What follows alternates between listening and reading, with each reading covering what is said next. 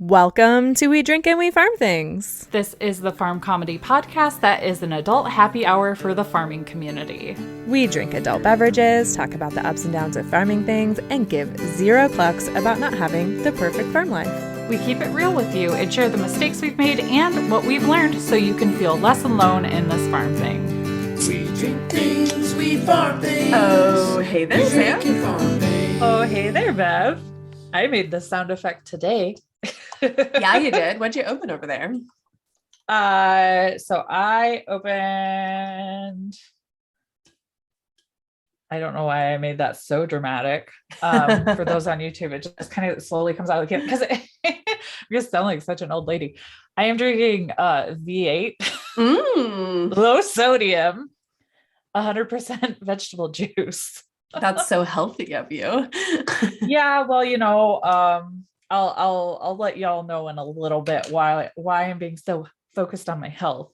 But yes, it is, and it's like I said, it's low sodium to boot too. So, I mean, there's still a decent amount in here, but it's not as salty as the original. So there you go. Health tips from Sam. I like it. I like it. So what are you drinking over there? I'm just drinking coffee out of my Yeti wine tumbler. It's my new favorite coffee vessel because I take this out with me to go milk the goats in the morning in the barn. So I have something to kind of like relax and enjoy myself. And I'm not in such a hurry when I'm milking if I've got coffee out there with me. And so I like the Yeti lid because it's got the pop closed. Oh yeah. Yeah. So I can keep, like the grit and stuff out of it. Yeah. I would think that being caffeinated might make you go faster. Yes. Yes, it does. It helps. Our drink beep this episode is our friend Elizabeth Steves, and she is at Steel02 over on the Instagram. So cheers, lady. Cheers. All right. So today it's a mini-sode. So we're going to start with a couple of our own can't evens and then a couple of your can't evens. Just a reminder, if you want to send can't evens to us, you can do that by emailing us at drinkandfarm@gmail.com, or you can post them in our Facebook group and just hashtag can't even if you would like them to be featured on our minisodes. Yep. All right. So what are we can't evening about this week, Bev? Well, so I only have one, but it's a little bit of a longer one. And it's kind of follow-up from the episode that we dropped last Friday about whether or not you should use salts in your garden as an herbicide. And it's follow-up on how states are using sugar beets for an eco-friendly alternative to road salt to de-ice roads. Because we talked about it a little in that episode, but I actually didn't know a whole ton about it. I just heard about the sugar beets like in passing. So we weren't really able to dive into that. So we'll can't even about how that works because it's actually super, super interesting. So there'll be a link in the show notes to an article from foxweather.com. And this article is specifically about the state of Missouri. But there are states all over the US and even in Canada that are using this sugar beet alternative to the road salt. And so there are a couple of things at play on whether or not a municipality will use this. So salt is really effective at de-icing roadways, and it's really inexpensive. So that's one of the reasons why salt is used so commonly. And in fact, I read somewhere that some places will mix a little sand with the salts to cut the amount of salt down that's used, but also the sand creates just like a little bit of grip when there's ice and snow on the road. After the ice and snow melts, I hate the sand. I think it's a pain in the butt. Because then I slide on the sand all over the expressway, I guess. That's true. That's true. But so salt is really effective, and it's really inexpensive. And so while it does have those benefits, there is some room for improvement on what we can use, because like we talked about in the episode, salt harms property, infrastructure, and the environment. And in this episode, they told us how much per a year in damage it did. And it was a significant amount. It was $5 billion in annual repairs in the US alone. That's the damage that salt causes. Billion with a B. Yeah, B with a billion. So while salt is less expensive up front, there's that extra charge on the back end. So that's why they've been looking into alternatives. And the article mentions the same things that we mentioned in our episode about how salt can end up contaminating drinking water, kill or endanger wildlife. And it also increases soil erosion, and damages private and public property. It can do damage to the paint on your car, and it's not good on the road. But there is a byproduct of the sugar beet process that they can use to salt the roads. And it's actually a byproduct of the process that makes sugar for our tables. So this is something that would just kind of get wasted or thrown away if it wasn't usable for this. So it's kind of interesting. Yeah. So it's a result of the fermentation process that extracts the sugar crystals, leaving the juice behind. So the mixture that they use to treat the roads is 80% salt brine. So there is still some salt in there because you need the salt to melt the ice. So you can't get away from using all salt, from using some salt, but you can cut down the amount of salt you're using, which lowers the risk of all of those other bad things that we talked about earlier. And then 20% beet juice, because without the salt, the beet juice alone won't melt the ice. And the beet juice is really interesting because it actually sticks to the road, unlike salt. So in an area that gets lots of rain and snow and ice, like as a combination, like that junky wintry mix, we get that here all the time, and I hate it because you never know how to dress for that because you're going to get wet. It helps reduce the amount of treatments that you have to do, because the beet juice helps the salt brine stick to the road for a little bit, which is pretty cool. So that was a little more information on that. There will be a link in the show notes if anyone wants to read a little more about it, but I saw it and it was fascinating. And Sam actually pulled this for me, so I was really excited because I got to learn something new today. Yeah. Well, I think we made like a joke about, oh yeah, we should look more into that, and it could be a can't even. And then I was looking for can't evens for this while I was editing the YouTube, and we said that, and I was like, oh, I should pull this before I forget. Teamwork makes the dream work. Because I forgot. All right, Sam, what's one of your can't evens?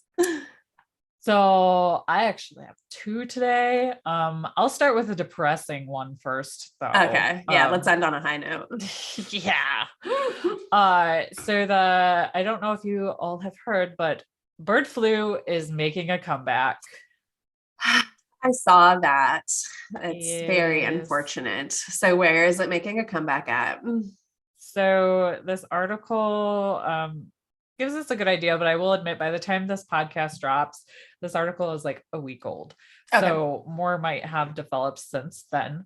But the breaking article news. Is from, this is not breaking news. Well, I mean, yeah. It won't be breaking news by the time you all hear that. So we'll just say that. But breaking news a couple of days ago when I pulled it. Anywho's, this is from ktla.com. The article says highly pathogenic bird flu could spike egg, chicken, and turkey prices. So as if we weren't dealing with enough with inflation, bird flu makes, a comeback. And then there's this, I don't know if you guys have heard, but there's like a war going on now. Yeah. So like these things were not on my 2022 bingo card. So we'll just feeling a little blindsided here. But anyways, the USDA is warning that the avian influenza has been identified in 3 states, and it could rapidly continue to spread. So again, this was, a few days prior to this episode dropping. But last week, the bird flu was found in a flock of commercial broiler chickens in Fulton County, Kentucky, as well as a backyard flock of birds in Farquhar, in some county in Virginia that I can't pronounce. Look at the article if you're concerned that you live in that county. The USDA said that in a press release earlier that week. The virus was also identified in a group of commercial turkeys in Dubois County, Indiana, earlier this month. And all 29,000 turkeys in that flock were killed to prevent the spread of the virus. Oh my gosh. That is so many turkeys. Yeah, it is. Okay. Yeah. And that's not great news for me because those are my border states.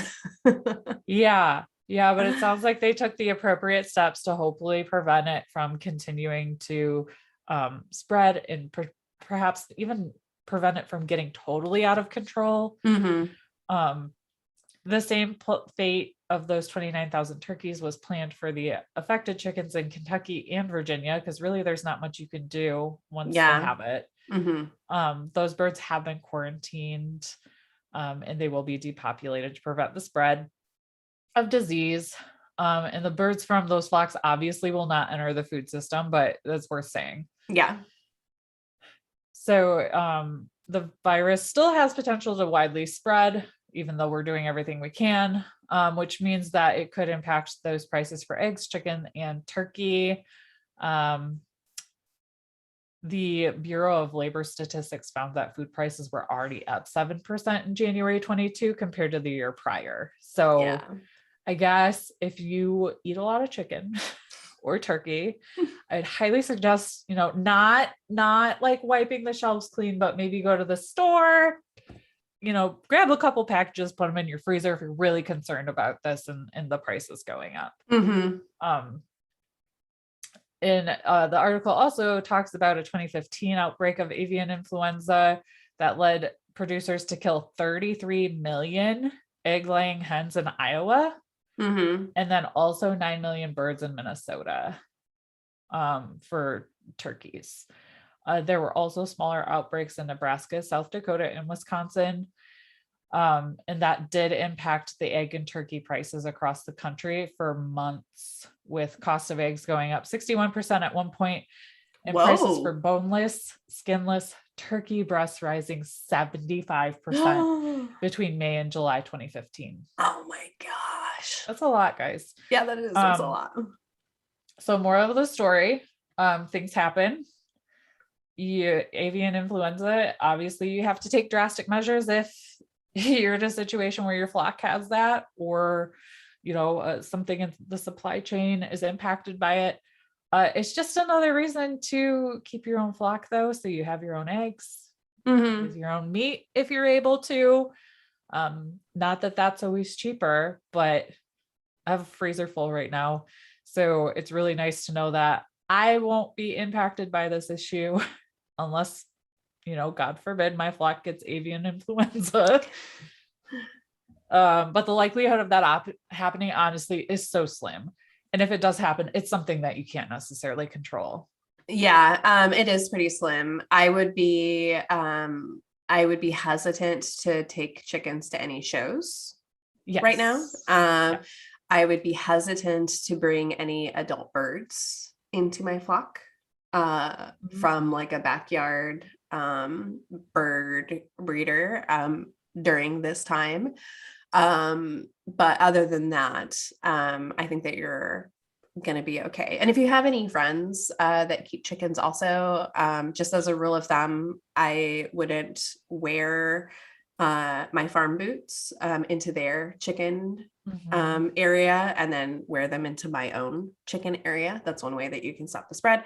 Or you can just bleach the bottom of your boots when you get home from your friend's house if you do have friends nearby that have chickens, and that's unavoidable. So just a couple tips to keep your flock safe. And don't feel like you have to go cancel your chick order. or even don't even feel like you have to not indulge in chick days at Tractor Supply. Those places are NIP certified. Is that what it is? In PIP. Yep. Something like that. Thank you. Yeah. Too many acronyms, but you're right. They're certified. So they have to meet standards. I'm not saying that it's impossible for those birds to be affected, but they go through rigorous testing and standards in order to maintain that certification. If those birds do get it, they're not going to send them to you. They're on top of it. Plus, when you're raising chicks, they're separate from your flock for so long anyways. Yep. You would know they were ill before you integrated them anyways. So obviously do what you're comfortable with, but I would be more concerned about the rising prices of food versus getting a new round of chicks right now, from my perspective. I am in agreement with that. All right. So that's out of the way. All right. What's our good news? Depressing. So the good news is I don't have to lie to anybody anymore. I feel like most people maybe have caught on at this point. Neither of us have had a drop of alcohol on this podcast in like 2 months. in this entire year, this entire calendar year. Yes. And we did dry January, and that was legitimate because we were talking about doing dry January. I think we started talking about it back in November because we were like, we should just do that to like be inclusive of people that maybe don't drink or don't like beer or don't like alcohol. But yeah, I'm drinking V8 juice because I am pregnant. Woohoo! Yay! Yay! The mocktails I was making back in January come from a book called Drinking for Two. Oh, We will link to that in the show notes. You can find it over on Amazon. This book is great because it goes by like trimester and it's got a lot of nutritional things and they're plant-based and all that fun stuff. I just haven't been motivated in February because I've been freaking exhausted. I haven't been motivated to make any of those months. So canned V8 juice was today. But yeah, so if you don't follow me on social media, or we're not Facebook friends, you probably didn't know that, but I did announce it on Friday to the masses because we're going to find out gender on Saturday. Yay! So you guys might know what that is by next week's episode. Yeah. The full episode. So yeah. Oh my gosh, that's so exciting. Congratulations. Thanks. So we'll have a teeny tiny drink and farmer. Yeah. In the future. Drinking all the milk. Yes. Yeah. And this is going to be interesting too, because one of the things I found with pregnancy is that it can be very isolating, especially before you tell anybody at all. I mean, the doctor's office was the first people I told, which felt really weird when they're like, congratulations. It's like, I don't know you. But thanks. It's isolating. The information out there is like meant to scare the bejesus out of you. Like some people straight up think they have to get rid of their cats because of the whole litter box thing. And that's simply not true. There's so much like scaring you because better safe than sorry. So one of the things that we're going to integrate probably about once a month, until I push this little thing on my body. Sorry, that was graphic, but I mean, look, this is a farm podcast. We talk about all sorts of things coming out of bodies, in this podcast. But one of the things that we're going to cover is some like how being pregnant impacts your farm activities. So like, what does chicken keeping when you're pregnant look like? What does keeping bees when you're pregnant look like? Like my goat gave birth and I had to wear gloves the whole time because zoonotic diseases can be passed through when your goat gives birth and you're touching the afterbirth. So like how I'm thinking through those adjustments. Obviously I'm not a doctor. You should always talk to your doctor. But we're going to cover some of that stuff because I could not find a consistent farm source of that information anywhere. Oh, It blew my mind. I couldn't interesting. find a podcast. I couldn't find a blog. Like, you just have to go and like piecemeal all the research like we do for everything else here. Yeah. So I'm excited to kind of bring some of that to you all, just in case you're pregnant or you're thinking about being pregnant, because it's not easy to find. Yeah. Yeah. That'll be fun. And I'm all done Yes. having kids, like done. So that can help work backwards. Yeah. So we'll be The talking older about kids. what it's like to kick your kids out of the house when you have a fart. No. That'll be there before you know it. Yeah. So it's interesting because we're both on such opposite ends of the spectrum. Oh yeah. Yeah. I'm Like, getting ready to start doing college visits this quarter. Yes. And like, I have 2 step kids, but like, they're not really like, they're hit or miss involved in the farm stuff. Like, they think it's cool and cute. Mhm. But they're older now. So it's like, we have them maybe once a month at this point. So it's kind of hard to integrate them into farm stuff consistently. And I don't want to force it on them either. Yeah. Yeah. Because they're not technically like mine, they're not my blood. So I feel like I'm more like a friend versus like an authority figure sometimes. So I don't want to force them on anything. Yeah. So I'm kind of excited to have one of my own that I can do that with a little bit more, have more influence, we'll say, and consistency, so they can determine if they like it or not. Yeah. And it'll be interesting to see as they grow up, like how growing up in it makes a difference. Cause like my kids were older when we moved to the farm. Right. So they still have not necessarily gotten into it, but Aurora joined wrestling. She's my youngest and she's 10. That's and awesome. her wrestling coach told her to start helping with farm chores to get stronger. So now she's like more interested in it. So like stuff like that that's cool. Might help. Yeah. And she's super into the babies, obviously, the baby goats. Yeah. I mean, how can you not be? Right. Oh my gosh. So yeah. So we'll obviously, I am going to be thrilled to be able to drink alcohol again one day, but for now, obviously I will not be. I'll try to get a little creative with the mocktails if anybody's interested in those. Bev's been great being in solidarity with me with not drinking, but maybe once the summer hits, we'll see if she's wanting to drink once in a while there too, so you guys can get some beer out of the deal. We'll see. Yeah, but I appreciate the solidarity. Yeah. I've actually been enjoying my time of not drinking, if I'm being totally honest. So that has been good. And it's not like I have not drank anything, but I've kept it very low. Like I had a night out with friends a week or 2 ago. We stayed out until 2 a.m. I had 2 beers over a 5-hour period. And it was great because even though I was really tired when I woke up in the morning because we were up so late, I wasn't hungover, and that felt good. Like it's nice to feel good, if that makes any sense. Right.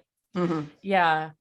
And I think too, another thing that we've been doing more is recording earlier. In the day, in the morning, having to like squeeze it in between things, so we can't feel like garbage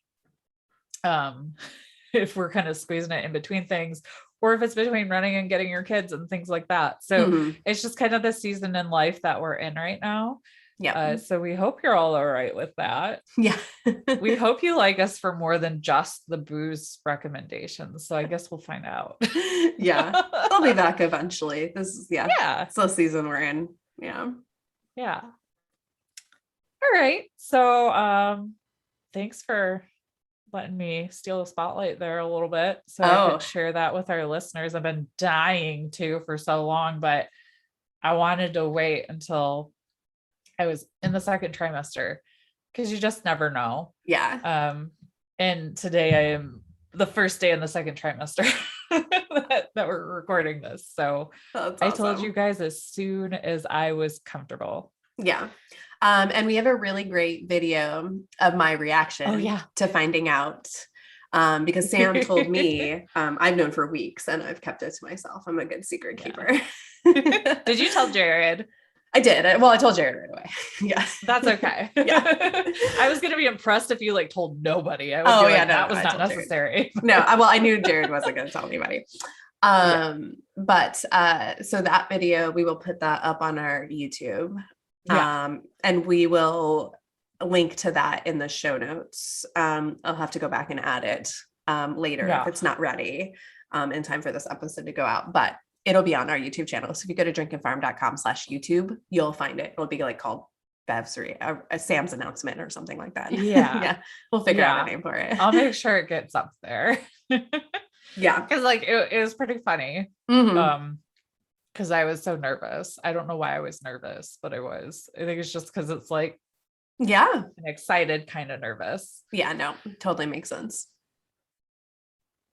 All right. So let's pivot to your can't evens for the month of February. And like this first one, it's from the screenshot in here is from a video. It looks really odd if you're just looking at the screenshot, but what it is Angie Marie shared with us the Iowa dairy farmer page. And she said, I don't know if anyone else follows this dairy farmer, but I stumbled on his page a couple of months ago and I have loved learning about his farm and all the technology they could use to keep cows happy and cared for. Not to mention all the lie busting he does to people who try to fight him. I do enjoy watching that. So she said, just thought I'd share, #can't even, #cow technology. So this guy has all kinds of funny gadgets. And this one looks like it's like rolling, stimulating the udder, maybe. It's probably cleaning the teats. Duh. It's like a car wash for teats. Though. I wonder what those brushes feel like. They look kind of soft. Yeah, maybe they're soft. I'm sure they're soft. I hope so. Look, gosh. This morning it was raining, and there's mud everywhere, and I had to milk 3 goats, and I would have killed for a goat udder cow wash machine. I don't know what to call it for my goats, because I was covered. I had mud up to my elbows this morning on my sweater, just because they were so muddy. I was like trying to clean them as best I could. The milk turned out pretty clean. But if I'm being honest, this feels like a much safer way to sanitize. Consistent, cleaner for you. Yep. Yeah. Good for the consumer, good for the cows. And I do love seeing technology get used in agriculture, because there are ways that we can do things cleaner and safer and more efficiently. And I think his cows, I don't follow him and I haven't seen a ton, but if I remember right, these milking machines, like the cows just go into them when they want to be milked, right? That's one of the when they feel ready. Yeah, when they feel ready. Yeah. So, and there are some cows that will go in there like multiple times a day. That's how much they enjoy it. Oh my gosh. It's like I forgot. Time. Yeah, I forgot whose farm that is, but I've seen that before. So that's cool. Oh my gosh, that's too funny. All right. Our next can't even was shared by Chelsea Branyon. And it is a picture of some plants that are incredibly phallic. Like, is this real? This is so phallic that I don't think I can put it on YouTube. Yeah, I agree. These look like penises. Absolutely. Like this is like the most phallic. It's, yeah. Like there would have to be like a black box over it. That's how. Yeah. There will be a link in the show notes to this can't even, so that you can go see it in the Facebook group if you're curious. And she said, "I smell Framunda cheese." I don't know what that means. But it's probably stinky. I don't know. Thick cheese. Oh my gosh. God. And the original post came from a place called Stunning World. This is not stunning. It's not stunning. No, there's nothing stunning about this. But this is a carnivorous plant, and it is called Nepenthes holdani, and it grows west of Cambodia, about 600 to 800 feet above sea level. They use a passive trap to catch bugs. The top edge of the plant, known as the peristoma, separates the nectar that attracts bugs into its death trap. In the plant's mouth, a slip layer called apicultural wax causes the insects to lose its balance and slide into the base of the trap full of rainwater, where they are finally struck. Benin flowers revolution. I don't know what that part means, but yeah, it's really interesting the way that this plant works. So at this point, I hope anybody that has small children is not letting them listen, since I said dick cheese. But I looked up Fromunda. Oh, okay. So Urban Dictionary, the most reliable source of bad words, says it's from under, but from under cheese. Oh. A testicular flocking of curdled cheese and organic matter that lies dormant from under a clammy man's ball sack. You're welcome. I'm glad I'm past the nausea stage of my pregnancy, because that might have done me in. Oh my God. I can't believe I just said from under cheese so casually. You will never say it that casually again. Never. Yeah. Oh so my we gosh. will not be posting this picture on YouTube, because we do not need a violation of terms of service. No. So yeah, you can definitely Google that stuff yourself, or find the link in the show notes. Yeah. Yep.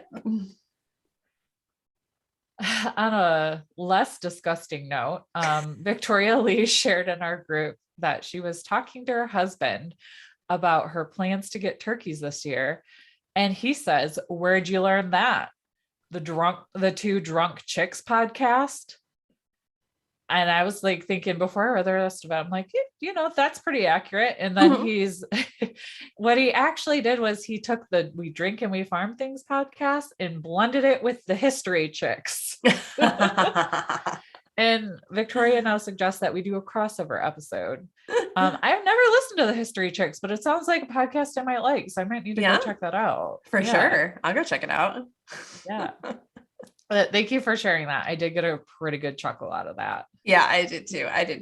We've been called a few things. And Two Drunk Chicks. We've been called that a handful of times. Yeah, the Boozy Farm Chicks. Boozy Farm Chicks. Twain from Coop Camp. Yep. Mm-hmm. From Neutrina. Yep. Yeah, we could be called far worse things. And I'm grateful that nobody has said it to our face. Mm-hmm. That's fine. Yeah. All right. Our last can't even, I actually pulled, it wasn't hashtagged can't even, but I couldn't even about it. So I decided to pull it. But it was shared by Amanda Olgus in our group. And she said, well, this is interesting, weird, and amazing all at once. And it is a share from Goat Crazy. And it is a picture of a woman holding a baby up to a goat's udder, and it is nursing, just like straight from the tap. And it says, rural homestead life in 1927, when a woman wasn't able to breastfeed or died in childbirth, and a wet nurse was not available, a goat nursemaid was brought in to save the starving infant's life. And somebody said, well, this brings a whole new meaning to nanny goat. Yeah. Absolutely. I almost wonder if that's where it came from. I mean, it totally could be, but I'm looking at this picture and I just milked 3 goats this morning. And if I held a baby up to one of my goats, it would get stepped on in the face with a very sharp goat hoof. So I don't know. It'd have to be a very, very calm goat. Yes. And none of my goats are calm. Yes. Actually, I take that back. Surprisingly enough, Zen the goat was milked for the first time for real this morning. She's my best behaved goat on the stand. Well, look at that. Yeah, Tonks wasn't that well behaved. Should get her gold medal. Yeah, Zen so deserves she can a gold brag medal. in the pasture. Yeah, for sure. May gets an F because I had to put a bucket under her chest, and she still tried to just puddle on the. Oh, yeah, I put an upside down bucket under her so that I could reach under to milk. That's a good hack, though. Yeah, I forgot who told me clever. That. Yeah, someone told me that. And it worked, but it still wasn't comfortable or easy. Yeah. Oh no. I'm sure she wasn't thrilled about that either. No, she thought I was the worst person on the planet, but I only milked everyone for 10 minutes this morning. That was it. So we kept it Oh, that's really casual. good. Mhm. Yeah. Yeah. Yeah, that's good. Yeah, I imagine like the goat in this picture had to be selected for Mhm. its calm demeanor. It's got a cute little bell on. It's Does. clearly inside the house because Mhm, I'm for looking sure. closer at this picture. And the Yep. baby's just like, this is normal. Mhm. I mean, Like, this is fine. this is fine. So yeah, that is an interesting one for sure. And I did see that in a few different places. So yeah, this is circulating. It's really interesting. And I wonder if this happens still, maybe like in other countries. I'm sure like the pediatric associations or whatever do not recommend this now for various reasons, but I still wonder if this like happens across the world somewhere else, you know? Yeah, I totally could. And I mean, you sanitize an udder well enough. Like I Yeah. have sanitizing udder wipes and stuff like Exactly. that. I'm not doing a post-treatment yet because they go straight to be nursed by babies. So I don't have to worry about bacteria or anything. But I think if you pre-treat and clean real well, sanitary No judgment enough. here. All right, so that's it for our Can't Evens today. Remember, if you want us to feature your Can't Even, make sure you're hashtagging Can't Even in the Facebook group when you post. Mm-hmm. And be sure and leave us a review over on Apple Podcasts or give us a call and leave it on our voicemail because you could be entered to win a monthly drawing for our exclusive coffee mug. Do make sure you take a look at the show notes today for links to our social media, our merch shop, and other fun things, because we did launch the March shirt of the month that Bev is wearing right now on Friday. So there's actually a t-shirt, a long sleeve shirt, a hoodie, a coffee mug, and that's it. And a tank top. Because some of you in the Midwest, or not in the Midwest, some of you maybe in the South, you're And the getting West. super close. Yeah. Yes, and the West. You're getting closer to tank top season if you're not already in it. Or maybe you're planning on going on a vacation somewhere tropical. So we're slowly moving away from the hoodies and long sleeves to the tank top. But this is very much a 4-year anniversary kind of shirt. Mm-hmm. So we went big and offered a wide variety to you all. Yep. Yeah. I can't believe it's been 4 years. Oh my gosh. I know. Our next regular episode is our anniversary episode. Oh, yeah. It's crazy. It But is. we're going to do some reminiscing on that episode. So make sure you don't miss it. Yep. So that's it. And until next time, Drink. farm And give 0 clucks. We drink Bye now. things, Bye. we farm things. We drink and farm things.